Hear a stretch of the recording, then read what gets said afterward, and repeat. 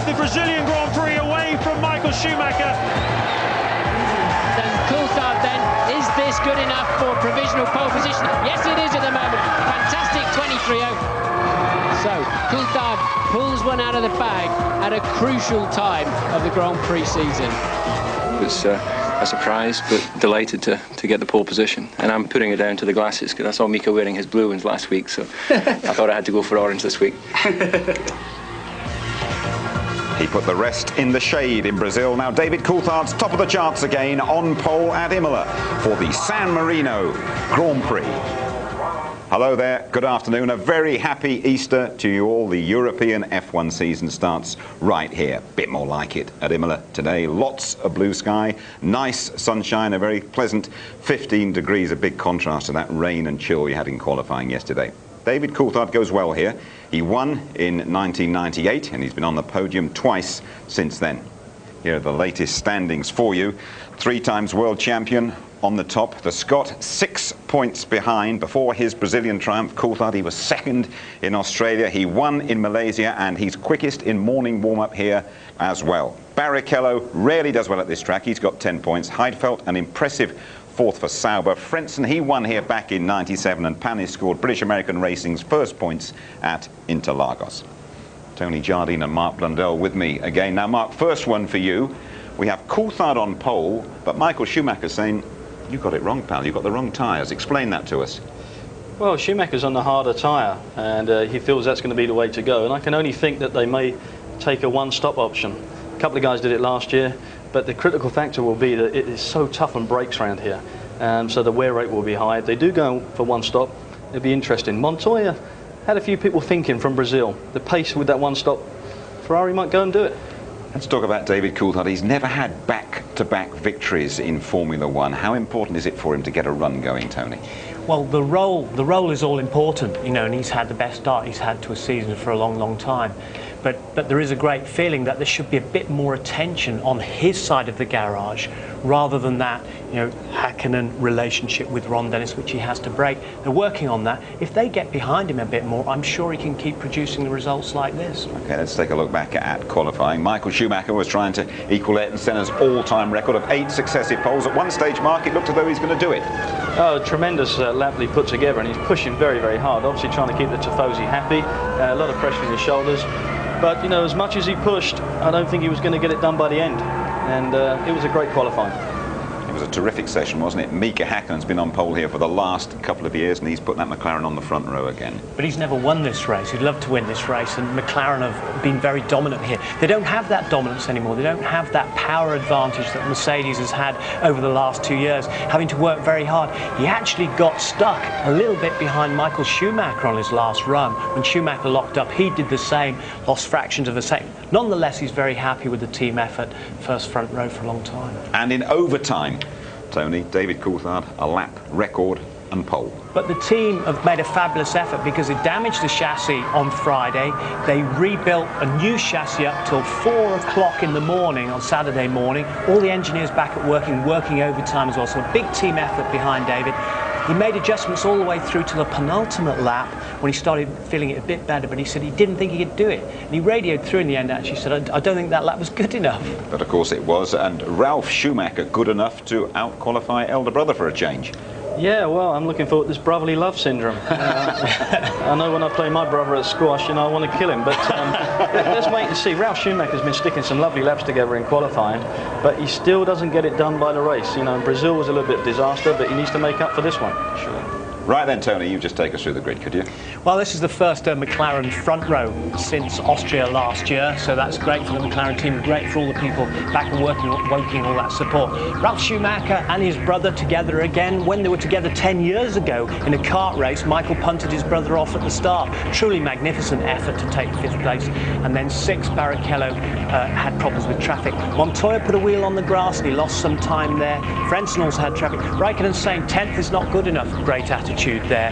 And Villeneuve been headed up by Panis, so he's well behind his teammate. Irvine, new development to the Cosworth engine and new front tyres from Michelin, not good enough yet again. And Bertie, a little crash for him yesterday. Verstappen alongside Alonso, 18th place. He said it felt like pole position. Why? He's ahead of the two Benettons, Fisichella there with the development of the Renault engine, and Button down in 21st place, Marquez 22nd. Tony, thanks very much indeed. Before the race, we have a special feature on Juan Pablo Montoya. We'll also be talking to Formula One Supremo Bernie Eccleston, trying to clarify one or two of the political going on in the world of Formula One. But now we're going to have a word with the man of the moment. Remember David Coulthard dancing that samba of joy after his victory in Brazil, and now he's put his McLaren on the front row. Round one to him in Ferrari country. Here he is with Martin Brundle. David, it was a great qualifying session yesterday, absolutely thrilling. And at the right moment you delivered a new lap record. You've had a difficult season for qualifying. How have you suddenly turned that around? Well, the honest answer is I haven't really done anything different, but you know, clearly we've been working on the car, and I think that at the beginning of the season when we had a lot of understeer in the car, Mika was more able to drive around that understeer, and I think that I need the front end, I need to be able to attack the corner, to be able to have the confidence to do the lap time. And as we've been improving the car with many changes, then it started to respond more in the way that I like it to drive, and obviously the lap time's coming from that. As you were going round, what were you thinking every corner as you got out of it? Were you thinking, yes, this is working well? Was it feeling good? It was, but you know, as you know, there's two ways you can go into a qualifying lap. Building on what you've done in the previous runs and knowing you're just going to have to eke out another couple of tenths, and knowing that you have to go considerably quicker, and that's the way I went into that run. And it was a little uncomfortable going to each of the first chicane, second chicane, carrying so much speed into the corner, not honestly knowing whether the car was capable of taking the speed I was carrying. And every time I came out of a corner, it was a relief more than anything. And then obviously once I got to Acquaminerale and managed that corner well, it was a case of just being sensible in the big stops. Now, you passed Michael Schumacher to take the win in Brazil with an amazing move.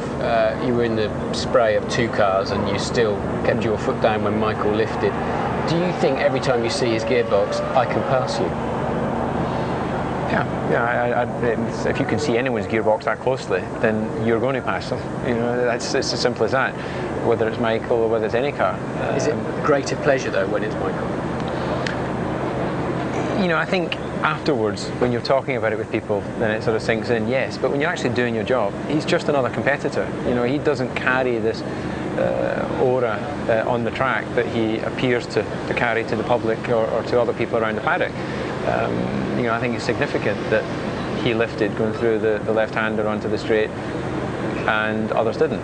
You know, I think that shows he had it out. It shows he, despite his many great achievements, and I'm not trying to devalue at all what he's achieved in Formula One, but it shows that he is human, and he does have those moments of I don't fancy this much, and you know, my commitment there, obviously my hunger to achieve is maybe a little bit higher because he's already won 3 championships.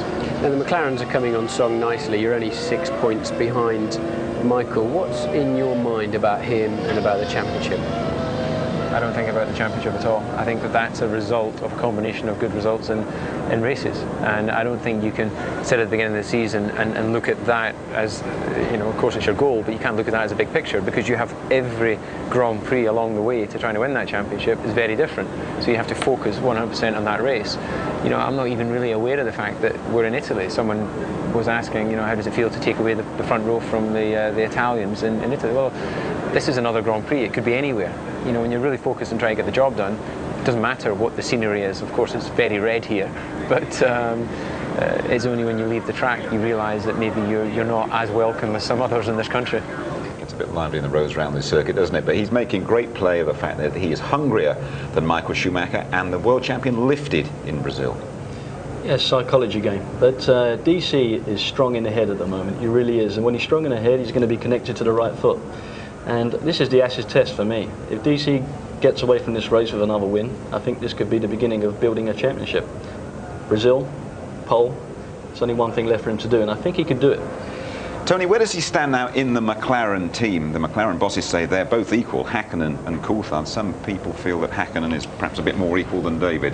There's no question about it that they are equal number one and they get equal equipment and machinery. You can see Ron Dennis there. I think Ron just needs to give David Coulthard a big hug every now and then say, go on son, go for it, whatever, because there is a special relationship between him and Hacken. There's Adrian Newey, the technical director. They're seen on Hackenen's side of the garage more than they are on David's side of the garage. And sometimes David says he is disadvantaged on the track tactically by decisions made by Big Ron. So if he can continue this way, they get more behind him. Perhaps, as Mark says, we'll get more of this role continuing. Okay, well now let's turn our attention to the man who has taken Formula One by storm this year, Juan Pablo Montoya. Could have won in Brazil if he hadn't been taken out by the Dutchman Jos Verstappen. You'd have thought Holland would be the last place he'd visit, but that's where Louise Goodman caught up with him in Amsterdam. What was it like when you drove a Formula One car for the first time? You know, you come from a smaller Formula, when you get to drive a Formula One car, you start going faster through the corners where you think is fast. And every lap you can go faster and faster and faster, and you can't believe it. Montoya has been going faster and faster at every race this season, and as he showed us in Brazil, he's more than capable of mixing it with and beating the best drivers in the world. So far, his full-throttle driving style has brought little reward. The Colombian hasn't finished a race yet, but even though fate has conspired against him, he's always maintained a cool head. I can't believe how calm you were. I mean, you just got out and waved to the fans and said thank you to the sponsors. But there's nothing else you can do. I think last year, that's something I learned in America. Last year at the beginning I was really pissed off. First race the engine blew up, you're like, oh, it's okay, it's first race. Second race, same thing. Third race, same thing. Fourth race, you go, argh! Or when the engine's only last, something else breaks. And it was really frustrating. And I had to learn to keep calm because the next race will come. Last year may have been difficult, but there were plenty of good times for Juan Pablo in the US. He became the youngest man ever to win the Champ Car Series in '99, and last year added the prestigious Indy 500 race to his list of victories. I think going to America built my confidence, and coming here, I didn't say, my goals never been go out the first season and beat everybody, because the car wasn't ready, tire were not ready, engine wasn't ready yet to win. So I came to a car that is moving, it's in half, it's climbing to get to the top again. And I think what we're showing in Brazil, and as the season is starting to get on, is that we have the potential to be up front. And you don't seem to be daunted by any of the other drivers either. No, not really. They're good drivers. It's very competitive series, but it doesn't mean that you're gonna go and it's this guy. No, you can't. You're racing and you're here because you're capable of doing a job. From my perspective, I'm not gonna go and say, it's Michael Schumacher or it's Mika Hakkinen or something. Be after you. You can't. We're racing, and my goal is to win races, not to let somebody else win. Do you think that might lead some people to believe that maybe you're sort of a bit overconfident or cocky and, I'm not cocky because I know I have loads of things to learn. I'm just in a learning curve, and there's a lot of things that I'm in disadvantage. It's my third race in Formula One. Qualifying, for example, I haven't got it right yet. First race a bit under, last race a bit too much. But, you learn from that, and you gotta try to make it better. Williams were the team one way and another that everybody was talking about in Brazil. Do you think it will be the same at Imola? Are you on an upward spiral? I think, Brazil was a really good race for us, and I think it inspired a lot of people. I think people, could see light at the end of the tunnel, we could say, They see they're capable of get to win races now, and, there's still a lot more work to do before we can be, I think, all time on maximum level, but it's definitely getting better. Confident, not cocky, the odd embellishment to his English, but are we getting too worked up about him too soon? I mean, he hasn't he had a pit stop, has he? He hasn't delivered yet in terms of result, Jim, but believe me, this guy's got awesome car control. I've been wheel to wheel with this guy over 200 miles an hour, and he is perfect. And he's second to none for me in ability, and I think he's the future of the sport. But, JPM, do not write the guy off. He will be strong. Heck of a calling card he gave to Michael Schumacher, wasn't it? Oh, what more can you say? I mean, no respect for a world champion. There's nobody else out there to worry about. He's done him and he's dusted, and JPM will go on. I personally am getting a bit worried about Jenson Button, the man he replaced at Williams, Tony, was having a desperately difficult time with Benetton. Well, he's feeling very frustrated because he's seeing this car that Montoya's stepping into, which he helped develop as well. And there he is, you know, discussing stuff with his engineers. Very difficult time. But he did get the Lorenzo Bandini Award over this weekend for Best Newcomer in 2000, about 30 kilometres and all that. It helped him a little bit. But he says, I feel like kicking the car at times. But there's also suggestions coming back to us that the car very difficult for him to drive, and they're saying you better change your driving style, you know, adapt yourself, because we can't change a car. Can you change your driving style briefly? Well, you have to adapt, but you won't change your driving style. For me, that is a no-no. I mean, like Jenson, do not do it. Get the car to suit you. That's the thing. Okay, thank you. Well, I'm sure you'll be aware Formula One can be a pretty political world, and I'm sure you've seen lots of the stories suggesting that there could be new owners, that the motor manufacturers could break away and form their own series, even that you out there couldn't have to pay to see your F1 on the telly. And when this stuff is flying around, there's only one man to visit. Bernie, I think there's a fair bit of confusion out there as to what is happening with the politics of Formula One. Give us your view of the current state of play. A lot of confusion. I think that's about it. No, all that's simply happened is that the operating companies in Formula One are the same as they've always been. I'm the chief executive, and nothing's changed. Nothing's changed at all. The people, EMTV, were the original people, the TV company. Well, they're not actually a TV company. They call themselves EMTV, but they're not. They're people, programmers in Munich that originally took 50% of the company. Have taken their option for another 25%, but it's nothing to do with the operating company at all. How about the manufacturers, Bernie? They think that they would like to be involved, which they had a good opportunity over the period to be involved if they wanted to be, and they missed the boat a little bit because I think they misjudged what was going to happen. But I think in the end people will start talking. Do you think that you ultimately are going to have to broker a deal to keep, and you're not bad at that, I have to say, to keep all parties satisfied? I think they'll broker their deals themselves. You know, they know what they want and what they're trying to achieve. So I think it'll sort itself out in the end. Is it a case from the manufacturer's point of view of them coming into Formula One when it is sexy, when it is very strong? No, basically I think the problem was, as long as they thought I was totally in control, which I never have been actually, really? They were happy.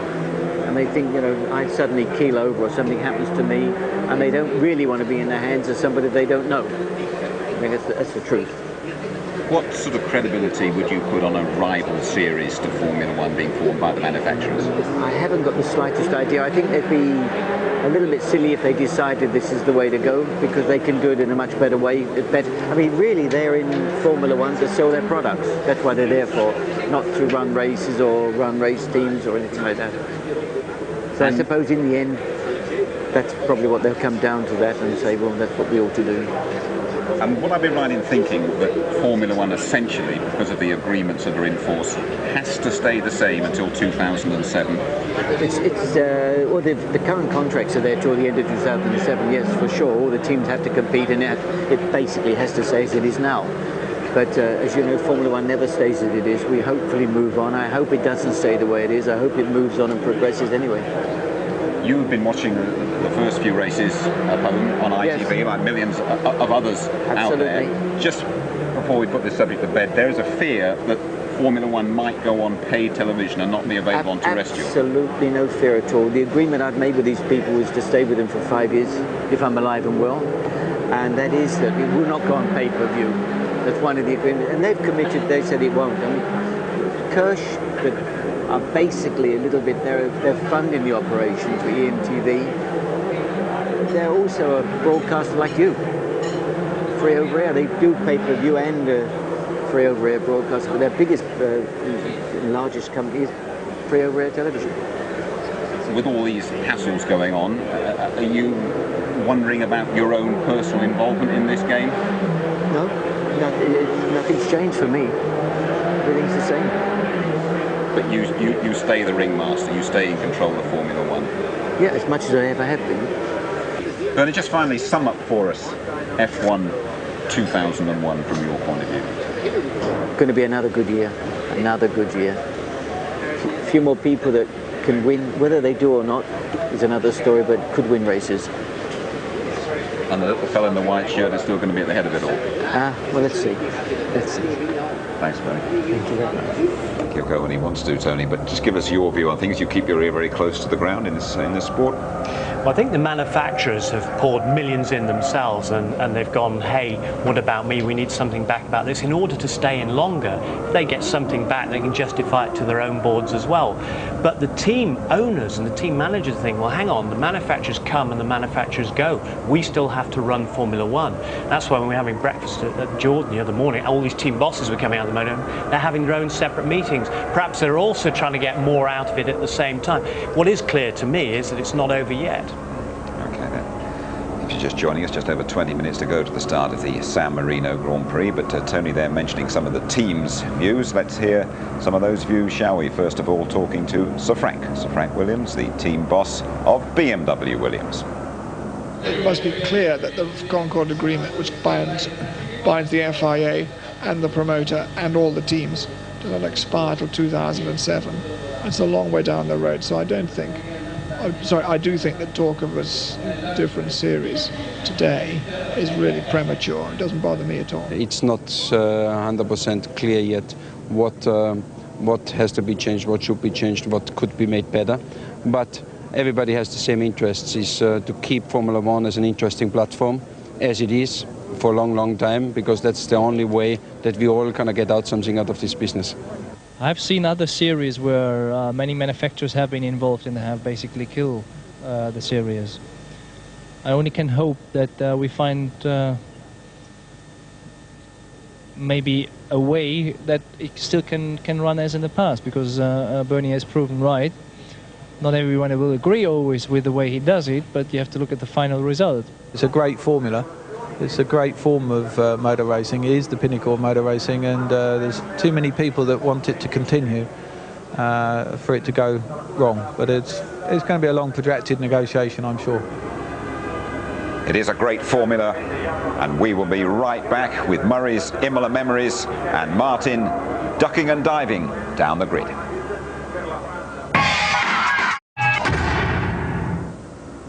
Watching Rubens Barrichello in the Ferrari. I remember Bernie Eccleston saying here, I don't care who wins, as long as it's Ferrari, sentiments shared by the vast majority of the crowd. It's impossible, though, to spend a racing weekend at Imola without mentioning the deaths of Roland Ratzenberger and Ayrton Senna, a tragic chapter in Murray Walker's Imola memories. Imola, close to Bologna and home of the passionate Ferrari-loving tifosi, has seen some truly epic races, as well as Formula One's most tragic weekend.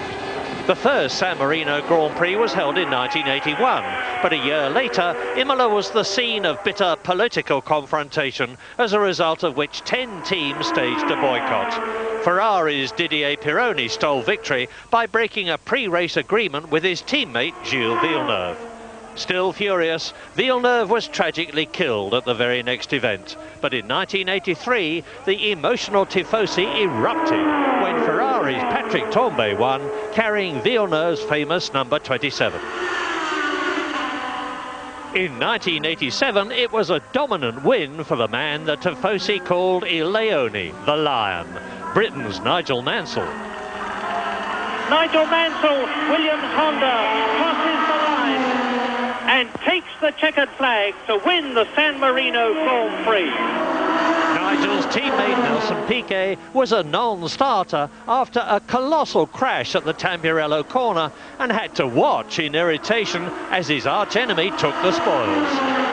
It was at the start of the 1989 San Marino Grand Prix that Ayrton Senna and his McLaren teammate Alain Prost clashed. They would become implacable enemies. Senna won 3 times at Imola, but the track would eventually claim his life. His crash at Tamburello in 1994 robbed Formula One of one of its greatest ever drivers. Michael Schumacher took that race, but showed no joy from an empty victory. But in 1996, Damon Hill won for Williams for a second year in succession in what was to be his triumphant championship year. In 1999, Michael Schumacher brought joy to the tifosi. His brilliant strategical win was helped by a rare mistake from Mika Häkkinen. Michael triumphed again last year with a similar superb strategy. Can Schumacher make it 3 in a row at Imola this year? In his current form, I wouldn't bet against it. McLaren just might argue with you, though, Murray. They got their strategy absolutely right in Brazil. This time, Michael Schumacher has been stoking the fires, claiming they're on the wrong tyres. James Allen reporting. Well, when Ferrari took that gamble on the harder Bridgestone tyre, they knew it was going to hurt them. They knew they might well lose the front row grid slot, and of course they did. And with it went the tactical advantage going into today's race. This place in general is a two-stop circuit. The thing is, no one really knows how long these softer Bridgestone tyres, which the McLaren team are using, how long they're going to last. Ferrari might choose to use the harder tyres to run some slightly longer stints. Time will tell, but don't rule out this guy here. He's my dark horse for the race, Ralf Schumacher. Those Michelin tyres have been running extremely strongly, and he could really put up a challenge. The key moment of today's race is going to be the middle stint going into that second pit stop. Then we'll find out who had the right strategy and the right tactics, and we'll probably find out who's going to win the race then. Should be fantastic. James, thank you very much indeed. Just under 15 minutes to go to the start of the San Marino Grand Prix.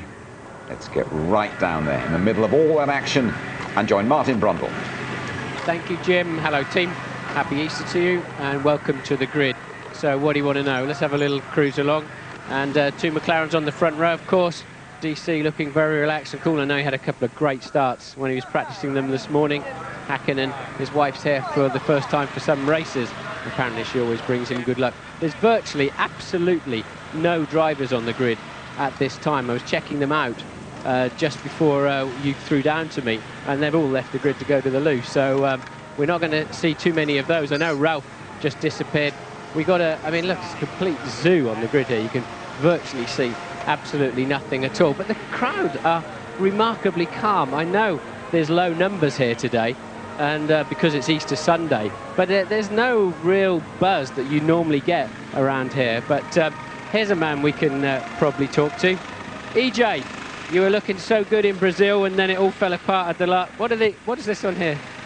Oh, come on, man. They're my special Easter pants, my lucky pants. Your special Easter pants? Well, they made of chocolate or something. You eat them later or something? I think they were given as a special little thing. We won't say who, but a special fan who sends us things and various things, and it's a lucky omen, I hope. Let's hope it. We didn't wear anything in Brazil. Let's hope I'm wearing it today. We can get something here. Good stuff. Yeah, I mean, you looked so strong for some points. What's your prediction for today? Who's going to be strong?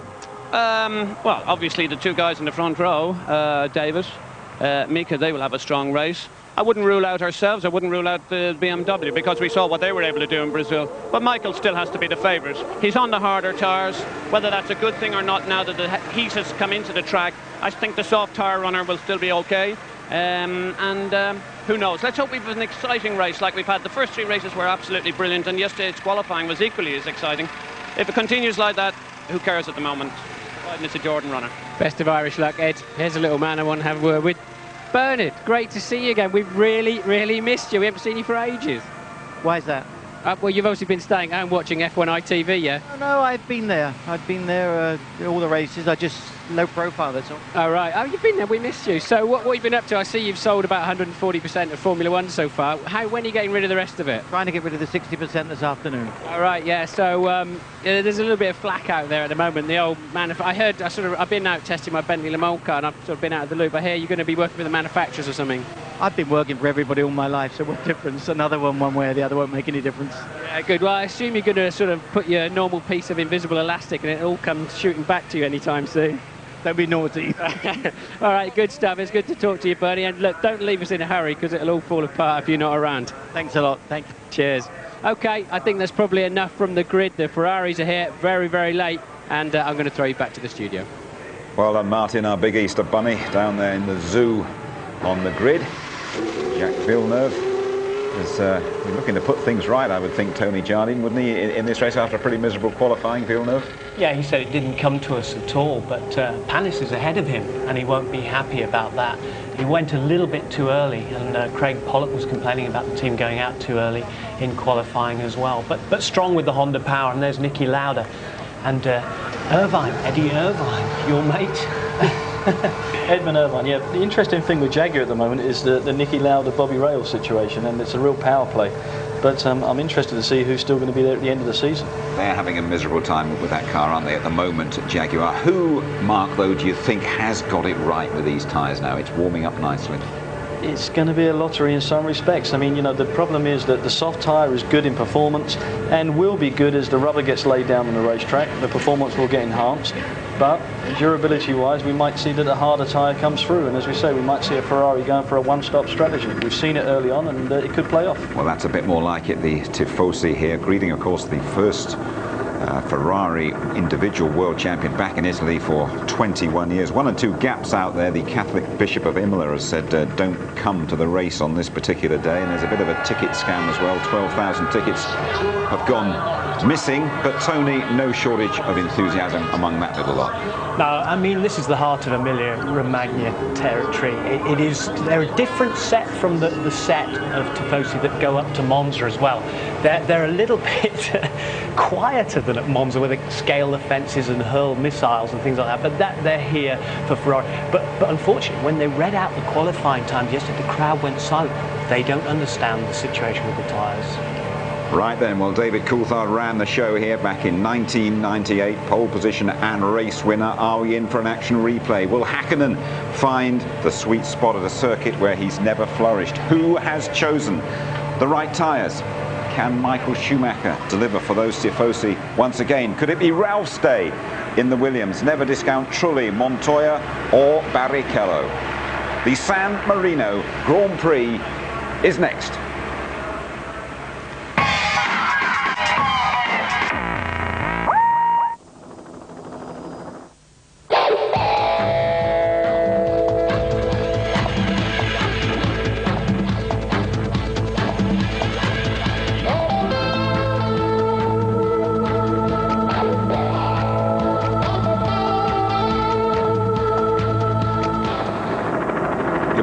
On a beautiful spring day in Ferrari country, Imola, not far from Bologna in northern Italy. Watch out for a super competition after the race. But now, enjoy the San Marino Grand Prix on ITV with Martin Brundle and Murray Walker. Afternoon, Murray. Afternoon, Jim. I'm in my usual state up here.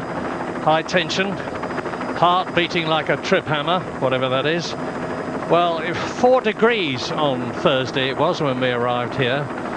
Very, very much anorak time and raincoat time. Look at it now, blazing sunshine, blue skies, 14 degrees, and that is good for Michelin. Now, the Michelin tyres go better in the heat.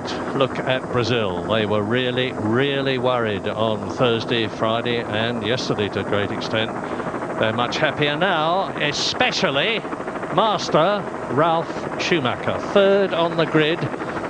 It isn't actually the first time he's qualified in Formula One ahead of his brother Michael, but it hasn't happened very many times. Now, the prospects for the start here are absolutely incredible. There he is, David Coulthard. The last time he was in pole position here at Imola, he won the race, 1998. Mika Hakkinen, there he is, really on the boil, totally focused. Wife Air here to provide the support that he finds so very, very helpful. And behind them, with arguably the greatest power of all, the BMW engine in the Williams, Ralf Schumacher, ready, he hopes, to burst through at the start, take the lead, take advantage of his tyres and get away. But not if brother Michael can do anything to stop him. Look at him, 4th on the grid. Rubens Barrichello behind him, 6th on the grid. What's your reading? I think this is a very, very difficult race to read, Murray. Clearly the McLarens are working better, as we've seen in Brazil too. Ferrari on the harder tyre, we know the only team to go that route. I think the dark horses are very much the BMW Williams on their Michelin tyres. The Jordans, Eddie said watch out for our men, but I think they'll be keeping a watching brief rather than really getting in the thick of the action. And because of the wet, dry nature of the weekend, I don't think anybody absolutely knows for sure. Michael's being supremely confident that he is on the right tyre and everybody else is on the wrong tyre. That may prove to be the case as the afternoon goes on. Track temperatures are up, but it's not a significant factor, I don't believe, at this time. So really difficult to call. Who might be one stopping in there? I'm sure James has taken you through some of this already, but Montoya must be the biggest candidate to do that down there in 7th place. The rest of them, this race is almost always won on a two-stopper. It's just a question of what will Michael Schumacher do to try to maximise his relatively lowly grid position of 4th and get ahead of the McLarens, and that's going to be absolutely fascinating. Yeah, let's just remind ourselves what this one-stop, two-stop, three-stop stuff is all about. I've had it suggested that teams like Arrows, and Jos Verstappen is down 17th on the grid, his teammate Bernaldi 16th, as we look at Michael Schumacher, might even go 3 stops, because by so doing you can start off with a much lighter fuel load, take advantage of that to get ahead of the people who are on a heavier fuel load in front of you, and if you've timed it right, it can work out well at the end. I would be very surprised if that happened. As Martin says, everybody last year that mattered did 2 stops, but you never know, especially with Ross Brawn, the Ferrari tactician, and Michael Schumacher, his ally in the cockpit, because they have pulled some flankers in the past which have been brilliantly successful.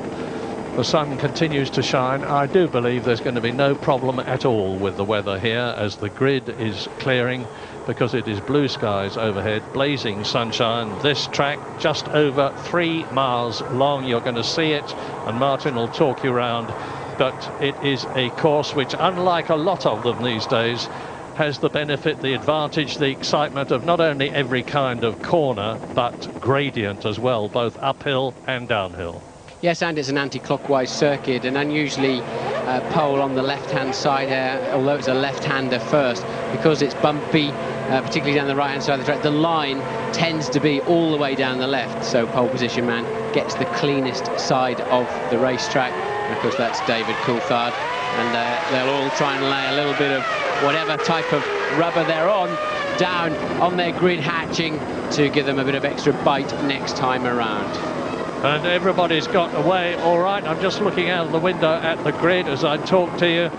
As they go into the first chicane, the Tamburello, which is where Ayrton Senna so tragically lost his life, and there were 2 or 3 chicanes put in as a result of that to slow things down a bit. And this is the Villeneuve chicane before Tosa, the left-hander. But a Formula 3000 car dropped it on the exit of that Tamburello chicane. It's an enormous crash in the wall, so it's still a very, very fast area, particularly on the exit. They're now heading uphill over the blind crest into Piratella. That's a wonderful corner, really beckons you in and says, right, attack me, have some fun through here. And a Formula 1 car works beautifully, and then just falls down. There's a much steeper hill than it appears there from this helicam shot.